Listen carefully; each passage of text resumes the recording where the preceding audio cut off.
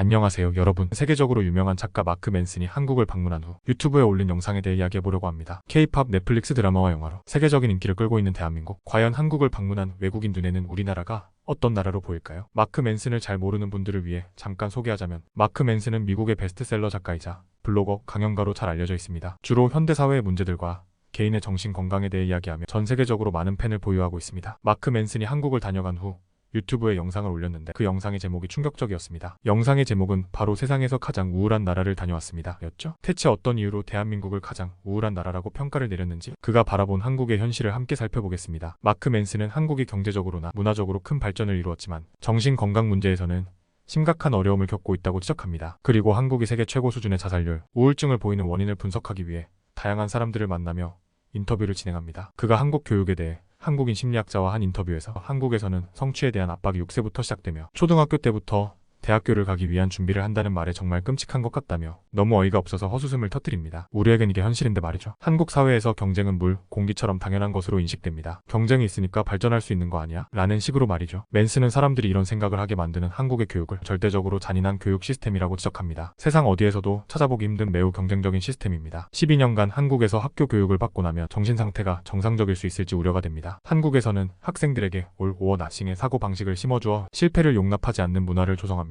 성공의 기준도 매우 높아 스스로를 계속 채찍질하게 만듭니다. 멀쩡한 사람도 실패의 느낌을 갖고 살게 만듭니다. 한국 사회는 타인과의 비교와 사회적 평가에 큰 비중을 두고 있습니다. 이는 학생들에게 심리적 부담을 주며 불안과 우울증을 유발하는 주요 원인 중 하나로 작용합니다. 또한 한국의 출산율은 세계에서 가장 낮은 수준으로, 이는 젊은 세대가 교육과 직장 생활의 압박 속에서 결혼과 출산을 미루는 현상과 연결됩니다. 얼마 전 미국의 한 교수가 한국의 출산율을 듣고 너무 놀라며 "와, 대한민국 완전히 망했네요 라고 말하는 영상이 대한민국 국민으로서 정말 참담했습니다. 현재 세계 인구순위 29위인 한국, 그중 출산율이 1위인 나라는 한국뿐이라는 것은 정말 큰 문제라는 것을 우리 모두 심각하게 인식했으면 좋겠습니다. 우리나라는 도대체 왜 이렇게 경쟁적이 되었을까요? 외국인 눈에 잔인하다고 표현될 정도의 지독한 경쟁 교육 시스템은 언제부터 시작된 걸까요? 마크 맨슨은 우리나라 20세기 역사를 살펴보며 그 답을 찾습니다. 대한민국의 1900년대를 돌아보면 이게 실화인가 싶은 그 어떤 반전 영화보다 놀라운 시간의 연속이었습니다. 1910년부터 1945년까지는 일제치하에서 식민지의 삶을 살았습니다. 그러다가 1945년 겨우 해방을 맞이했지만 미국과 소련이라는 강대국들의 정치적 계산에 의해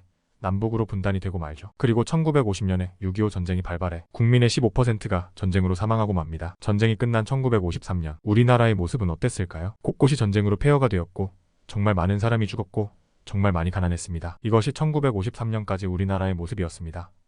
그런데 남은 50년 동안 기적을 만들어냈죠. 우리는 최대한 빨리 발전할 수밖에 없었고 굶주림과 가난을 극복하기 위해 힘을 합쳤습니다. 국가는 한국을 빠르게 채권하기 위해 잔인한 경쟁 위주의 교육 정책을 도입했습니다. 높은 교육열과 정부의 전략적 인재 양성 정책은 산업화와 경제 성장의 강력한 원동력이 되었습니다. 그 결과 우리는 한강의 기적을 만들어냈습니다. 1953년 67달러였던 1인당 GDP가 1996년 $10,000를 돌파했습니다.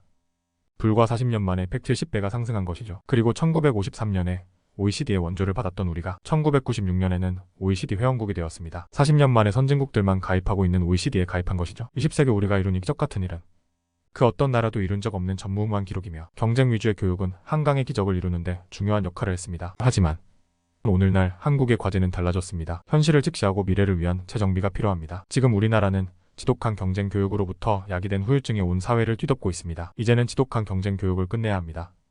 그리고 새로운 시대가 요구하는 교육을 시작해야 합니다. 우리가 70년 전 굶주림과 가난으로부터 기적을 만들어냈던 것처럼 이제는 지독한 경쟁으로부터 기적을 만들어야 합니다. 우리는 늘 그래왔듯이 이 과제 역시 잘 헤쳐나갈 것이라고 믿습니다. 우리는 한 세기의 점령과 전쟁에서도 살아남았고 멸망에 직면하여도 항상 길을 찾아온 그런 민족이기 때문입니다. 마크 맨슨이 발견한 우리 민족이 가진 특별한 강점, 강인한 회복력.